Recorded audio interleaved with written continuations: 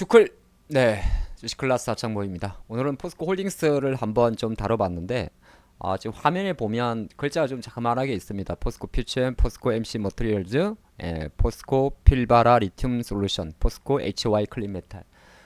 포스코 홀딩스는 크게 3개 정도의 사업 모델을 갖고 있습니다. 우리가 알고 있는 전통적인 철강, 옛날 포항 제철 있을 거고, 그리고 친환경 인프라, 그리고 여기 사업부, 이제 퓨처엠이나 이런 것 같은 경우는 다른 한편으로 친환경 미래 소재가 속해 있는 사업부가 되게 됩니다.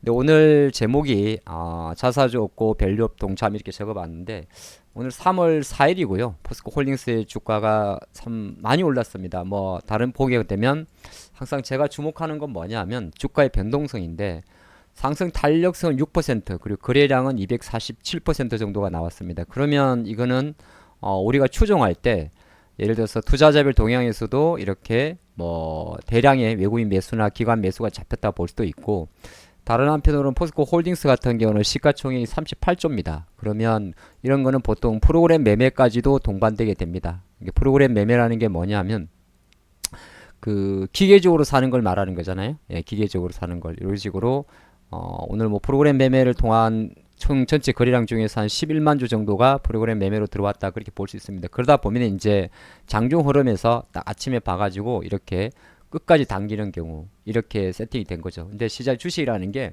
출발하자마자 장대 양봉이 나오고 이걸 종가까지 유지할 때는 대부분 이런 식으로 프로그램 매수 또는 어떤 수급의 변화가 있을 때 많이 발생하는 현상이 됩니다. 그래서 거래량 기준으로도 오늘 놓고 보면 100만 주가 터졌기 때문에 일중 기준으로 우리가 생각할 때 거래 상승 폭이 크고, 그러니까 차트 기준으로 일봉의 바디라고 이야기하죠. 바디하고 하이트 키가 크고 거래량이 증가하게 되면 상당히 강한 힘이 들어왔다고 이야기를 합니다. 그러면 왜 들어왔을까를 생각해 볼 수 있는데 뭐 많은 이야기들이 왔다 갔다 하죠. 많은 이야기 왔다 갔다 합니다. 뭐 사실 철강이 중국이 좋아서, 근데 저는 그렇게 보지는 않았어요. 왜냐하면 물론 주가라는 거는 이게 철강 회사면서 친환경 미래 소재이기 여러 가지 볼 수 있습니다만은 중국 증시가 올라서 뭐 양해 이런 것도 다 생각할 수가 있기는 있는데, 그러면 예를 들어서 다른 종목들도 생각할 수가 있는 거잖아요. 왜 이렇게 정리를 하냐면 주가가 상승하는 이유를 직간접적으로 우리가 분석을 해야 나름대로 이걸 끌고 갈 수도 있고 매수할 수도 있고 장기로 볼 수도 있고 단기로 볼 수도 있지 않겠어요. 이거는 현대제철의 그림이고 요거는 또 하나의 고로업체 동국제강의 힘입니다. 그러면 단순하게 뭐 중국 증시 좋다고 해서 뭐 철강으로 간다고 그렇게 하기는 좀 무리가 있는 거고, 과연 어떤 플로가 있었는지를 조금 다시 분석을 해보면, 자 이렇게 한번 보도록 할까요? 요거는 잠깐 옆으로 이야기인데 포스코 홀딩스의 CI인데 그린 투마로우라는 단어를 쓰죠. 포스코 홀딩스와 함께 세상의 가치를 구한다. 그러니까 포스코는 확실히 이제 철강의 의미 자체를 줄이고 계속 앞으로 뭐 아르헨티나 염호도 있겠습니다만은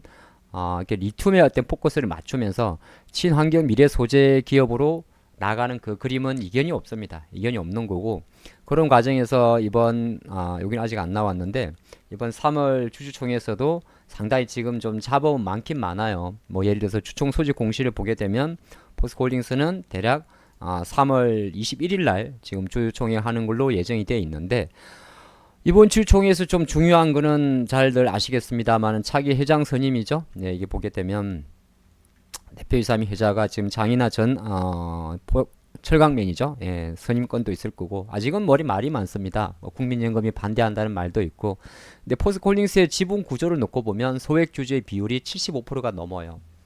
그러니까 이거는 예단할 수는 없는 겁니다. 예단할 수는 없는 거고, 어쨌든 간에 또 이거 우리가 생각할 때 주주 입장에서는 어떤 분이 이제 CEO가 되고 회장이 되는 것도 그 기업의 미래에서는 되게 중요한데, 포스코라는 그룹 자체가 과거 한 대부분이 8번 중 6번 80% 이상이 사내 임원 위주로 회장이 된 관례를 생각한다면 아마 이번에도 그럴 가능성이 높지 않나 저는 생각을 합니다.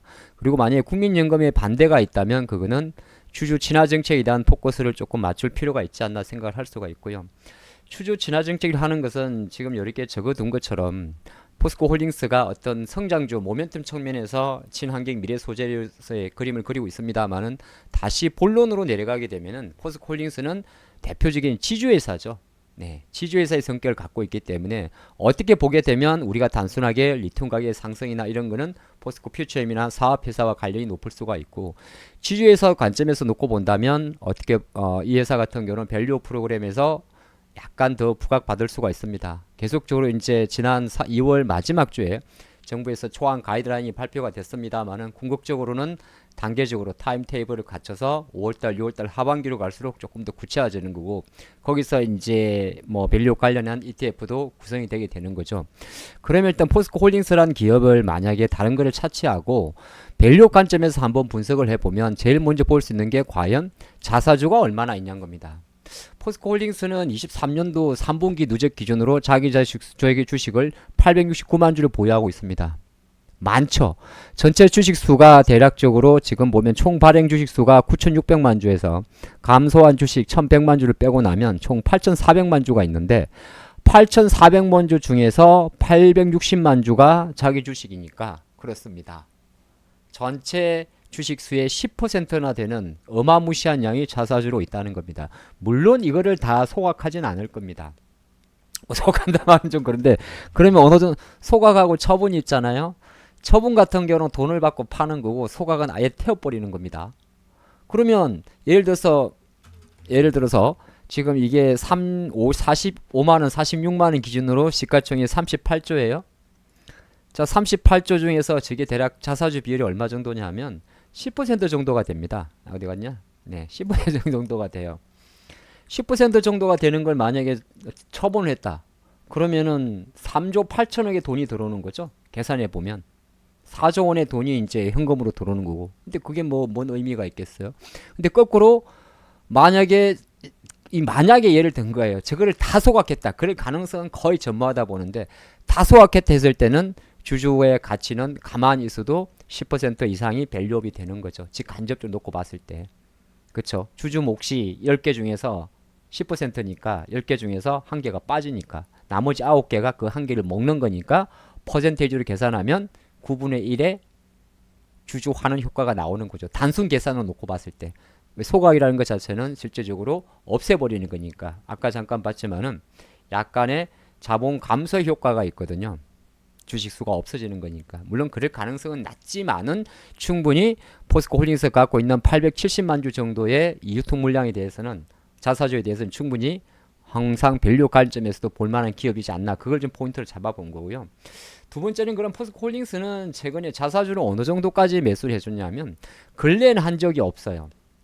근래 2, 3년 동안 한 적이 없고, 이거를 HTS 하면서 조회하는 법이 있는데, 쭉쭉쭉쭉 일자별로 역순을 해보면 여기 있죠. 예. 21년도 3월달 요때 이제 대략적으로 한 30, 주가가 한 30만원 할 때 950원 이렇게 있습니다. 4천주 3천주 21년도 3월에요. 그죠? 그 이후로는 최근 2년 동안은 신청도 한 적도 없고 매수한 적도 없습니다. 그러니까 뭐 제가 놓고 봤을 때는 30만원대 이하 물량들로 추정이 되기 때문에 30만원 이하잖아요. 그 이전으로 돌아가도 비슷해요.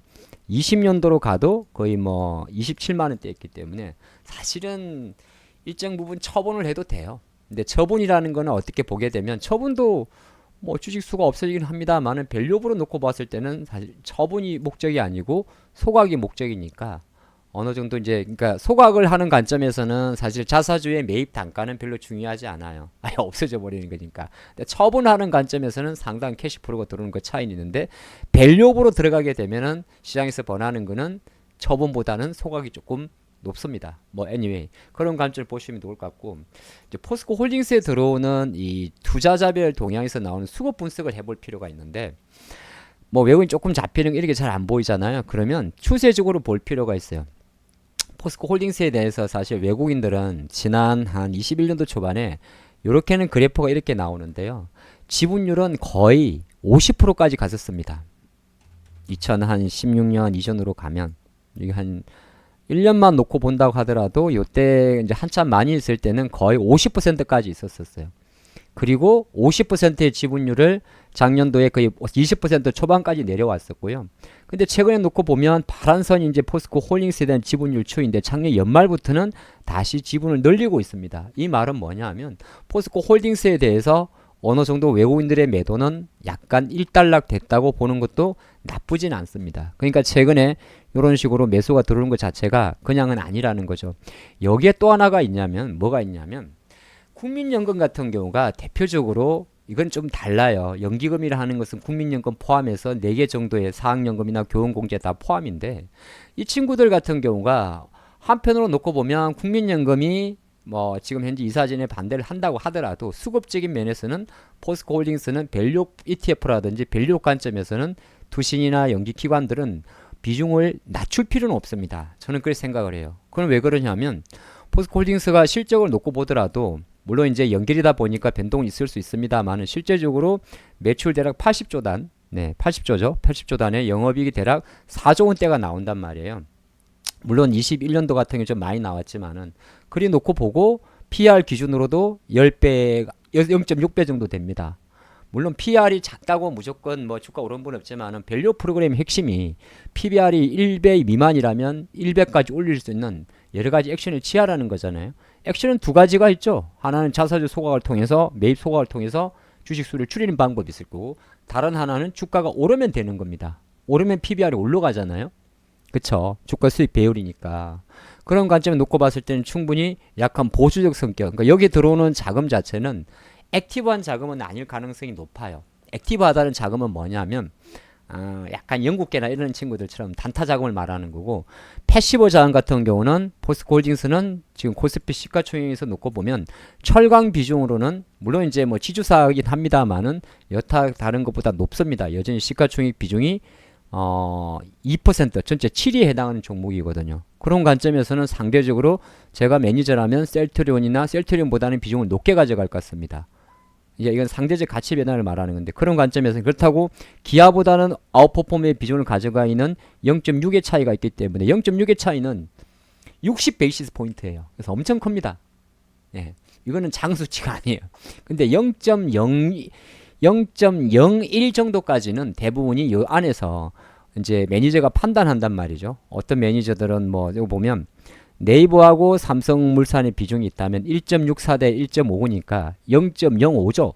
이 0.05를 가지고 어떤 매니저들은 삼성물산의 비중을 네이버보다 조금 높일 수도 있는 겁니다. 스프레드 자체를 말하는 거죠. 근데 포스코홀딩스는 여기 딱 보면 앞에는 현대기아가 있고 그럼 펀드 매니저는 현대기아를 가지고 삼바와 비교할 거고 현대와 삼바를 비교할 거고 그럼 딱 중간에 자리가 있는 게 임계치에 있는 게 포스코홀딩스입니다. 그럼 제가 만약에 패시브 자금이고 조금 전에 봤던 이런 투자자들이라면 저라면 오히려 포스코홀딩스의 비중을 높이겠습니다. 액티브 말고 패시브 말이죠. 그런 관점으로 본다면 아마 주가가 좀 올라온 것도 있긴 있습니다만은 앞으로 기관들의 매수가 조금 더 유입될 가능성이 높지 않나 그렇게 보겠고 기술적 분석은 사실 사후적이긴 합니다만 기술적 분석에서도 어느 정도 최근 4개월 정도 한 6개월 정도 한 41만원대 멈췄다가 대략 40만원 기준으로 놓고 봤을 때 20% 자리가 48만원 그쵸 10% 자리가 44만원 근데 오늘 이 44만원이라는 10% 자리를 강력하게 뚫었기 때문에 계산하게 되면 최소한 다시 천천히 힘의 논리에서 관점에서는 추가적인 상승 가능성을 열어두는 것도 나쁘지 않지 않냐 보는 거고 이걸 장기적으로 과연 현재 수준에서 60이 갈지 70이 갈지는 사실 알 수는 없습니다. 그렇죠? 아마 요 흐름 60만의 흐름 자체는 2차전지 쏠림이 만들어낸 거고 그 쏠림이 나오기까지는 상당한 시간이 걸릴 거예요. 그럼 중요한 거는 뭐냐면 지금 포스코홀딩스의 반등과 힘에는 충분히 바로 적어둔 밸류업이라는 폰 프로그램 자체가 차지하고 있다. 그리 보는 거고 다른 한편으로는 이 주주총회라는 불확실성 자체가 지나고 나면 오히려 가장 나쁜 게 뭐냐면 불확실성이거든요. 오히려 더 약간 긍정적인 쪽으로 갈 수도 있지 않느냐 그 생각을 한 겁니다. 여기서 일부 소액 주주들이 반등하는 이런 부분에 대해서는 제가 뭐 그렇게 이야기할 부분은 없을 것 같아요. 근데 생각보다 소액 주주의 분포도를 보게 되면 75% 정도가 소액주주 비율이고 국민연금의 비중 자체가 10%가 안 되기 때문에 어느 정도 캐스팅 보트 차원에서는 그리고 반대하는 주주 비율도 10%는 안 돼요. 확인해 보면 왜냐하면 여러분 생각해 보십시오. 주주 입장에서는 주가 올라가는 게 좋지 솔직히 뭐 좀 그런가요? 그렇지 않습니까? 그래서 그 관점을 보신다면 아마 제 판단으로는 지금 2차 전지 관련해서 움직이는 힘을 자체 놓고 봤을 때 약간 포스코 홀딩스 같은 경우는 자사주와 지주사 밸류업 쪽의 힘이 조금 더 강하지 않나. 요런 내용들도 같이 체크하면서 보시면 좋을 것 같습니다. 주클 감사합니다.